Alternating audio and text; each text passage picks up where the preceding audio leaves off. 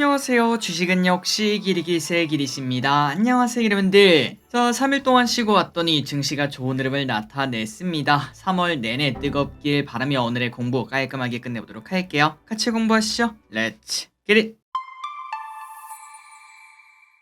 첫 번째입니다. 곧 주가가 하락할 가능성. 오늘은 부정적인 전망부터 쓱 보고 넘어가도록 할게요. 블룸버그에서 시장에 찬물을 끼얹는 말을 했다고 합니다. 최근 들어 너무나 좋은 엔비디아가 테슬라의 길을 가고 있다고 언급을 했는데요. 코로 앞으로 더 큰 하락이 따라올 수 있다. 이렇게 예측한다고 합니다. 그렇다면은 이렇게 어디까지 올라갈지 모르는 엔비디아가 이렇게 올라간 이유가 뭔가 봤더니 바로 AI 때문이라고 말을 할 수 있는데요. 하지만 AI를 제외하고 본다면은 지금 엔비디아 PSR이 무려 18로 S&P 500 기업 중 가장 높은 수준이라고 합니다. 그러니까 지금 미국 내에서 가장 비싼 주식 중 하나라고 볼 수 있는데 그 가치를 AI가 버티고 있다라고 말할 수 있겠죠. 이런 상황이다 보니까 과거 전기차라는 이름으로 지탱한 테슬라와 비슷한 모습으로 보인다고 합니다. 테슬라도 제일 처음에는 잘 나갔고 주가도 고공행진했었지만 하지만 수많은 기업들이 전기차에 뛰어들면서 슬슬 밀리는 모습을 나타냈고 그때부터 주가 하락은 조금은 가혹하게 나타난 바 있었죠. 그렇기 때문에 이와 마찬가지로 엔비디아도 최근 수많은 기업들이 엔비디아의 뒤를 따라가기 위해서 AI 반도체 개발에 뛰어들고 있지 않겠습니까? 딱 3년 전 그때 테슬라랑 지금이랑 상황이 똑같다. 요렇게 본다고 합니다. 그러다 보니까 엔비디아 주가 하락이 얼마 남지 않았고 그 하락폭이 클 수도 있다라는 전망도 나온다고 하는데 하지만 그게 당장 오늘 내일은 아닐 거라고 생각합니다. 어디까지 올라갈지 보도록 하고 다만 올라가면 올라갈수록 떨어질 확률도 커진다는 거는 생각을 해봐야겠네요. 그리고 중요한 거는 최근 들어 엔비디아가 급등하면서 우리나라에서는 하이닉스, 한미반도체 요 친구들이 매우 뜨겁지 않았겠습니까? 그 친구들도 덩달아 하락할 수 있다는 부분도 우리가 충분히 고민을 해봐야 될 듯합니다. 다음입니다. 이번 주에는 주요 이벤트가 많습니다. 일단 오늘부터 시작되는 중국의 양회도 중요하겠는데요. 여기서는 중국에서 어떤 이야기가 나오는가에 따라 중국 증시가 등락하게 되고 코스피도 중국 의존도가 분명 있기 때문에 영향을 받을 수 있습니다. 그리고 내일은 미국 대선의 가장 큰 이벤트 중 하나겠죠. 슈퍼 화요일이 있다고 하는데 다만 이미 바이든 대 트럼프 구도는 굳어졌기 때문에 변수는 아닐 것으로 보인다고 하네요. 마지막으로 7일부터 8일 파월의 입도 주목할 필요가 있습니다. 3월 FOMC를 앞두고 블랙아웃 전 마지막 발언이다 보니까 혹시나 금리나 이러한 얘기가 나올지 아니면은 또 우리를 공포스럽게 만드는 발언이 나올지 주목할 필요가 있다고 합니다. 다음입니다. 이것도 잊으면 안 되겠죠. 내일까지 공모주 잊지 마시기 바랍니다. 오늘 상장한 SK스펙은 또 대박을 터뜨려줬습니다. 2,000원 공모가에 4,000원에 시작했고 5,700원까지 갔다가 마지막에는 쪼그라들고 마무리가 되었죠. 이러한 흐름이 나타났기 때문에 내일 상장하는 BNK 그 다음에 하나스펙도 최소한 커피값 이상의 수익을 거둘 수 있을 듯 합니다. 좋은 결과 있기를 바라고요. 그리고 오늘부터 내일까지 진행하는 오상 헬스케어 NH에서 진행을 하고 있죠. 잊지 말고 청약하시기 바랍니다. 다음 소식입니다. 최근 들어 리튬 관련주가 좋은 흐름을 나타내고 있죠. 특히 미국에서도 앨범알이라는 기업이 계속 올라가고 있는데 그런데 지속적으로 리튬 수요가 증가한다라는 얘기가 나왔네요. 오는 2040년이 되면은 지금보다 리튬, 망간 등의 광물 수요가 무려 19배나 증가할 수 있다는 분석이 나왔습니다. 그 이유는 바로 전기차와 풍력 발전 때문이라고 하는데요. 물론 긴 시간이 남긴 했지만 갈수록 핵심적인 광물 수요가 커진다는 이야기라고 볼 수 있고 그리고 여기서 포인트는 바로 이겁니다. 우리나라는 단군 할아버지의 위치 선정 실패로 대부분의 광물을 수입해야 되기 때문에 앞으로 가면 갈수록 이러한 문제점이 생길 수밖에 없다고 하네요. 그래서 여기에 대해 잘 대비를 했으면 좋겠고 빠른 기술 개발로 광물 의존도가 낮은 기술이 대거 나와서 우리나라처럼 지하 자원이 없어도 먹고 살기 좋은 그런 세상이 왔으면 좋겠습니다. 다음입니다. 여전히 합의는 멀다. 2월 내에는 끝날 수 있다고 생각했는데 그런데 진짜 그때 한 전문가가 몇 개월 동안 지속될 수 있다 이런 얘기를 하지 않았겠습니까? 그런데 진짜로 그럴 가능성이 나온다고 합니다. 우리가 쉬는 연휴 동안 서울에서는 전국 의사 총궐기 대회 이런 것도 있었다고 하죠. 그리고 최근 뉴스에서는 많은 전공의가 돌아오고 있다 이런 얘기를 하고 있긴 한데 그런데 전체적인 수로 보자면은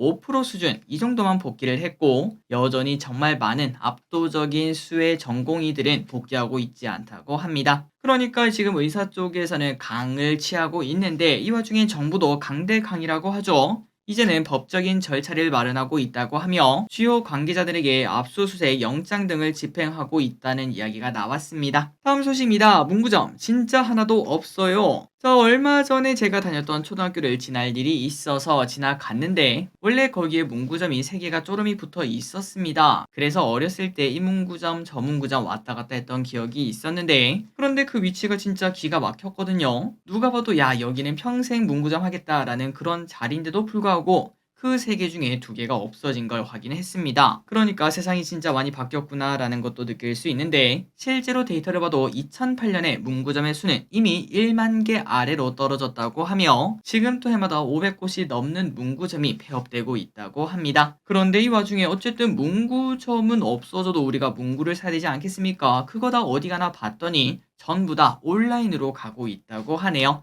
대부분 온라인에서 주문하고 혹은 다이소 가서 산다고 합니다. 다음입니다. 시즌 리스라는 단어를 아시나요? 보통 우리가 땡땡 브랜드 하면은 무슨 계절이 떠오르는 그러한 브랜드들이 있죠. 그런데 요즘은 그런 브랜드들이 다른 계절에도 신경을 많이 쓰는 모습이라고 합니다. 예를 들어 어그라고 볼 수 있을 것 같습니다. 무조건 겨울 아이템이다 라고 볼 수 있는데 그런데 여기서 이제는 여름용 샌들을 만든다거나 크록스는 여름이죠. 그런데 털이 달린 크록스 겨울에도 신으세요 이렇게 말하는 걸 볼 수 있다고 하네요. 그래서 이러한 상품을 시즌 리스 상품이라고 말을 한다고 합니다. 그래서 이걸 보니까 음식 같은 경우에도 우리가 한번 개발을 해보자 라는 생각이 들었습니다. 예를 들어 여름 하면은 또 냉면, 팥빙수 이런 거 있지 않겠습니까? 그런데 이 친구들이 겨울에도 먹을 수 있게 바꿔준다면은 그런 음식이 있을지 모르겠지만 따뜻한 팥빙수 혹은 따뜻한 냉면, 그게 더 이상 냉면이랑 팥빙수인지는 모르겠지만 어쨌든 그런 아이템을 잘 개발한다면은 충분히 신기해서라도 한 번씩 먹는 그러한 맛집이 될 수 있지 않을까라는 생각도 해볼 수 있겠네요. 다음입니다. 전력설비 관련주가 오늘 좋았습니다. 그 이유가 뭔가 봤더니 바로 일론 머스크 때문이라고 하는데 일론 머스크가 뭐라고 했는가? 바로 25년에 변압기 공급이 부족할 것이다 이렇게 언급을 했습니다. 그 이유가 뭔가 봤더니 전기차도 그렇지만 AI 때문에 그렇다고 하는데요. 여러분들이 아시다시피 AI의 성능은 지속적으로 크게 발전하고 있습니다. 6개월마다 무려 10배씩 증가하고 있다고 하는데 중요한 거는 이렇게 능력도 증가하는 만큼 전력도 엄청나게 잡아먹는다고 하네요. 그러다 보니까 일론 머스크는 이러한 변압기가 부족할 것이다 라는 얘기를 했고 그리고 오늘 우리나라에서도 전력 관련주가 좋은 모습을 나타냈습니다. 특히 재룡전기, 그 다음에 HD 현대일렉트릭 이런 친구들이 좋은 모습을 보여줬는데 참고로 HD 현대일렉트릭은 MSCI에 편입될 수 있다 이러한 호재도 있겠죠. 관심을 가져볼 필요가 있겠네요. 다음 소식입니다. YG엔터 목표가 다운. 하나증권에서 YG엔터의 목표가를 78,000원에서 64,000원으로 하락 조정을 했습니다. 지난번에도 말씀드렸죠. 이렇게 목표가를 하향 조정한 친구들 그런데 지금이 4만원이니까 64,000원이면은 50%더 오른다네 이렇게 생각하고 사면은 절대 안 된다는 거. 모든 기업이 그런 건 아니지만 대부분의 기업은 목표가가 이렇게 하락하는 친구들은 당분간은 안 보는 게 좋다는 거. 여러분들이 꼭 한번 파악을 해보시면 좋을 듯 합니다. 그러니까 이 YG 지금 사고 싶어도 조금 더 시간을 두고 보면 좋을 것 같은데 어쨌든 이렇게 목표가를 하향 조정한 이유가 뭔가? 단일 IP의 실점이 주가 의존도가 높은 상황 때문이라고 합니다. YG 하면 뭐죠? 맞습니다. 불핑밖에 없죠. 그리고 그 블랙핑크는 월드 투어급 대규모 투어를 하고 나면은 긴 공백기가 반복되는 형식이 나타나다 보니까 주가도 비슷하게 그때는 올랐다가 그 다음에 쉴 때는 떨어졌다가 이런 식으로 등락을 할 수밖에 없다고 하네요. 물론 기대했던 신인 베이비 몬스터가 있긴 하지만 아직까지 그렇게 뜨거운 모습을 보여주고 있지는 않습니다. 그런데 이번 4월에 컴백을 하긴 하는데 만약 여기서 대박을 한번 터뜨린다. 그렇다면 YG엔터 그때부터는 볼 필요가 당연히 있겠네요. 어쨌든 최근 들어 엔터주가 상태가 좋지 않습니다. 왼쪽을 보다시피 완전 떨어지는 칼날인데 앞으로 어떤 흐름이 나타날지 분명 언젠가는 기회가 올 텐데 관심 있게 볼 필요는 있겠습니다. 다음입니다. JYP 트와이스 빌보드 200 첫 1위. 트와이스가 빌보드 200에서 처음으로 1등을 차지했다고 합니다. K-팝 걸그룹 중에서는 블핑, 뉴진스에 이어 세 번째라고 하는데요. 그리고 이번에 또 중요한 포인트는 1위에 진입한 앨범의 대부분이 한국어로 이루어진 노래로 역대 24번째이자 올해 첫 비영어 앨범이라고 합니다. 그래서 저기를 이걸 보자마자 그럼 JYP는 좀 올랐을까 하고 봤는데 주가는 여전히 하락하는 모습을 나타내고 있네요. 한편 최근 컴백한 르세라핌 하이브죠. 여기서도 빌보드 200 8위에 진입했는데 어떠한 실적을 나타낼지도 조금 더 봐야 될 것 같습니다. 다음입니다. 요즘 밤양갱이 없어서 못 판다는 소식. 요즘 노래 중 밤양갱이라는 노래를 알고 계신가요? 가수 비비가 부른 노래인데 요즘 흥행이라고 합니다. 오늘 또 이 자료 정리할 때 밤양갱 1시간 듣기 그거 틀어놓고 작업을 했는데 아마도 많은 분들이 최근 많이 들으실 듯하네요. 그런데 노래를 들어보시면 아실 겁니다. 밤양갱이라는 단어가 너무 많이 나오다 보니까 실제로 최근 양갱 매출 증가가 나타나고 있다고 합니다. 특히 크라운체가는 벌써 빠르게 움직여 비비와 콜라보 제품까지 꺼냈다고 하네요. 그래서 얼마나 증가했나 봤더니 무려 50%나 증가하는 모습을 나타냈다고 하고, 그리고 한 누리꾼은 항상 양갱은 싸게 할인하는 거 사는 게 제맛이었는데 요즘 들어 비비 때문에 할인이 사라졌다고 화난다. 이렇게 말하는 짤이 유행하기도 했었습니다. 다음입니다. 구독시대. 자, 여러분들은 몇 개의 구독을 유지하시나요? 넷플릭스, 티빙, 유튜브, 네이버 플러스 멤버십, 쿠팡, 카카오 이모티콘 플러스 여러 프로그램 사용 등 다양한 구독들이 존재하는 구독 시대입니다. 저끼리 또 뭐 여러 가지 구독하면은 야 이게 돈이 얼마야 라는 얘기가 나올 수밖에 없는데, 그런데 그 구독을 또 안 할 수는 없죠. 편의상 구독을 할 수밖에 없는 상황이고, 그런데 이 구독료도 저의 이 마음을 아는 건지 계속 오르고 있다고 합니다. 또한 넷플릭스는 이제 공유를 금지하며 따로 결제할 수밖에 없고, 유튜브 프리미엄도 최근에 1,900원에서 15,400원인가? 그 정도로 무려 50% 가까이 올린 적 있었죠. 다만 이렇게 가격이 올라가는 그런 횡포가 나타나더라도 구독의 편의성을 이미 경험한 우리 같은 사람들은 구독을 계속 유지할 수밖에 없다고 합니다. 그게 바로 구독 경제라고 말을 해볼 수 있고, 그리고 이렇게 구독 경제 시장은 2020년 기준으로 40조를 넘겨섰는데 2025년 얼마 남지 않았죠. 내년에는 100조로 성장할 것이라는 전망도 나온다고 합니다. 진짜 나중에는 얼마 지나지 않아서 차량을 사는 사람보다 구독하는 사람들이 늘어나는 그런 세상도 올 듯하네요. 다음입니다. 중국의 습격, 네이버의 고민. 중국 이커머스 공세에 국내 이커머스는 큰 타격을 받았는데요. 특히 광고와 쇼핑 플랫폼의 역할을 동시에 하는 네이버의 고민은 깊어질 수밖에 없습니다. 고민이 깊어지는 이유가 뭔가? 일단 첫 번째는 중국 직구 플랫폼으로 광고 수익은 증가를 하고 있다고 합니다. 그러니까 호재다라고 말할 수 있는데, 동시에 쇼핑 플랫폼은 타격을 받을 수밖에 없어서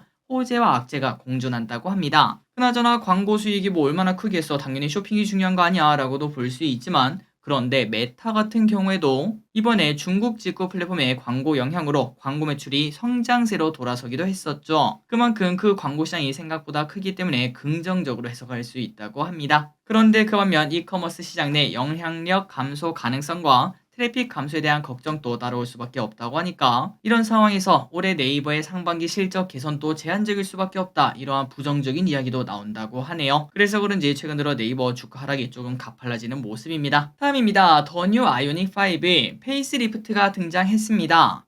자, 3년 만에 새로 등장했다고 하고요. 그리고 어떻게 바뀌었나 봤더니 배터리 용량이 늘어나며 주행거리가 30km 정도 늘어났고, 그리고 여러 시스템 외관이 조금 변경이 되었다고 합니다. 그리고 중요한 거는 보통 이렇게 페이스리프트 하면서 한 몇백만 원 올리는 거 국룰 아니겠습니까? 하지만 가격은 그대로 동결을 했다고 하네요.